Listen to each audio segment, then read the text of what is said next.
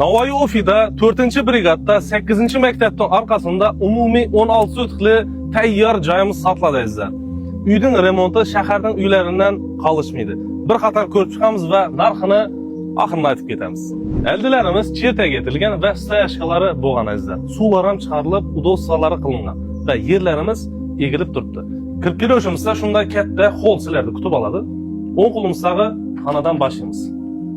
Bu esa kuxnya sifatida hozir egalari foydalanib o'tirgan ekan. Kuxnyamizda kuxnya mebellari qoladi ekan va barcha yerning to'shamchalari qoladi azizlar. Uyning ichida o'zi 80% narsasi qoladi. Bularda bir qator aytib ketamiz. Remontda shunday rangda turibdi. Oynalarimiz akfa etilgan bo'ladi. Hamma yerdagi. Qo'ldan kirib kelishdagi chapdagi birinchi xona hisoblanadi. O'zining peshlari bor azizlar va razmeri 5,5 ga 4,5 razmerda bo'ladi. Даже bu yerda spalni, katta spalni qilaman deb 2 dona bira uchun montajlarni ishlab ketgan ekan. Qo'limizda ham chiroyli lyustralar qo'yilgan va patologlari plastikdan qilingan bo'ladi. Endi ikkinchi spalnimizga o'tamiz. Ikkinchi spalnimiz ham razmeri bir xil va polni uyning hamma yerida отопление bor do'stlar. Bu yerda aqlli ko'mir kotol bilan qizitadi ekan.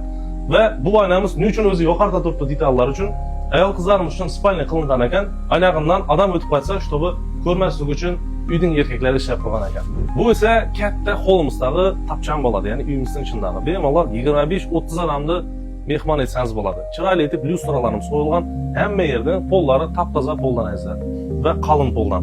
Bu esa ikkinchi katta zalimiz hisoblanib, razmeri 9 ga 4 razmerda bo'ladi va отоплениялар ham qo'yilgan. Pechlar ham ozg'ana ko'mirga gulday etib qizitadi ekan va pardalar ham qavatgan variantda bo'ladi. Va orqa yoqdan chiqishimizda sirazu kotolxonasi hamda sanuzyeli shu yerda joylashgan bo'ladi azizlar. Ko'rib turganlaringizda razmerlarimiz 2,5 ga 3,5 razmerda bo'ladi va ko'mir kotoli umniy tarzda ishlaydi. To'pli pollari bor. Bu qayerda desangiz, kirishimizdagi, ya'ni qo'limizdagi kafel turgan joy to'pli pol ekan. Kotolda yag'asiz bu narsa qizitib beradi va berlarimiz ham polni montaj bo'lib turibdi, o'zining baland oynalari bor.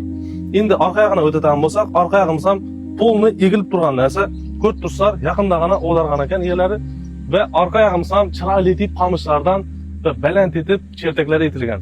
Rekalarning o'zi to'rtlikdan ishlatilgan ekan. Har bir o'ralarning tiyam fundamentlari cho'tga etib solingan, ya'ni quyilgan va uyimizning hamma yeri fundamenti armatura bilan o'ralib quyilgan ekan azizlar.